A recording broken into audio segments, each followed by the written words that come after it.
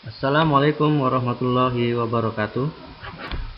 Alhamdulillah, pada kesempatan yang berbahagia ini, kami dari kelompok 8 akan menyampaikan materi tentang wakaf. Definisi wakaf. Wakaf secara bahasa berarti menahan.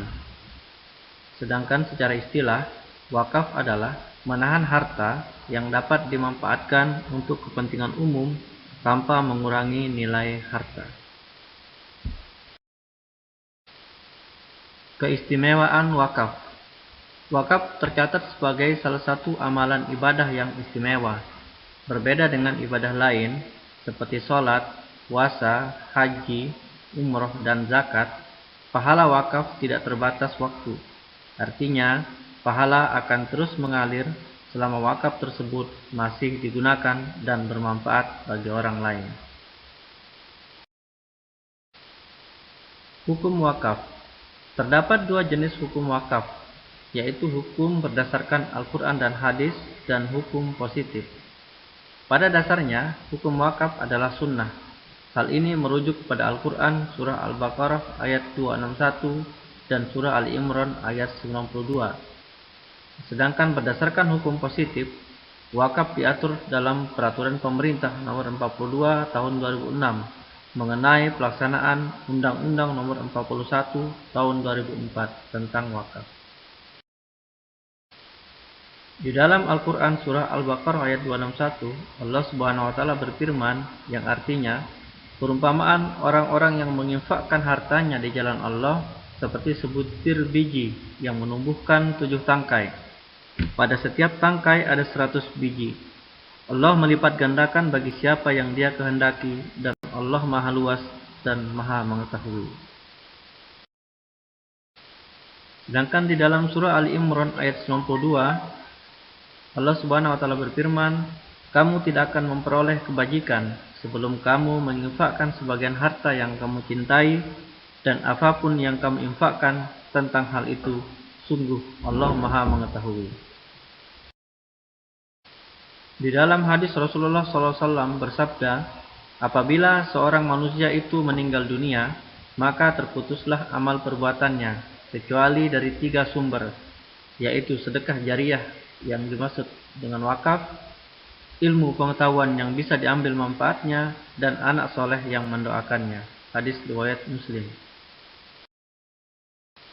Syarat dan rukun wakaf. Ada beberapa syarat dan rukun wakaf. Yang pertama adalah syarat wakif. Wakif adalah orang yang mewakafkan. Wakif haruslah memenuhi 4 syarat, yaitu merdeka, berakal, dewasa, dan tidak berada di bawah pengampunan. Kemudian syarat yang kedua adalah syarat mauquf.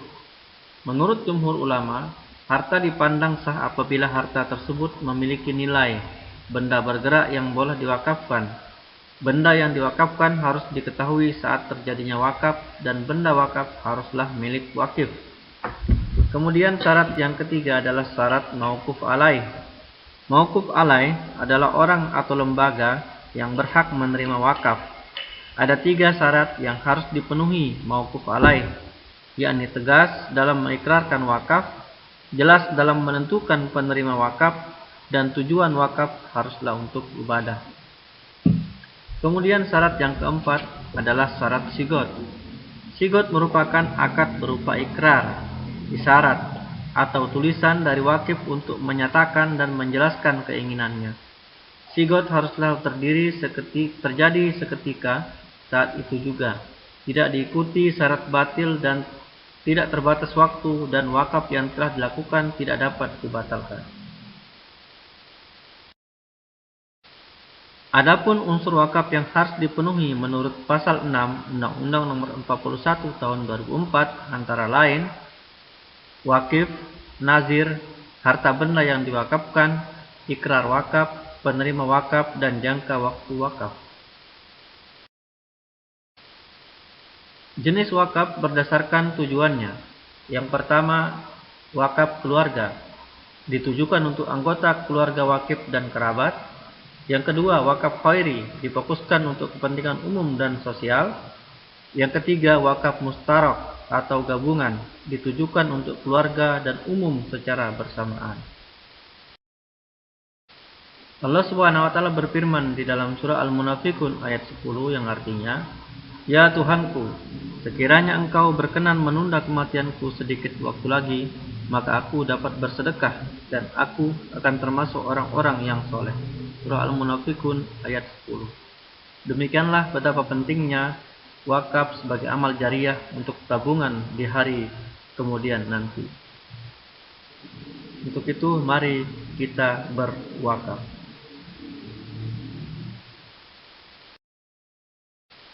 Terima kasih atas perhatian Bapak dan Ibu sekalian. Wabillahi taufiq wal hidayah. Wassalamualaikum warahmatullahi wabarakatuh.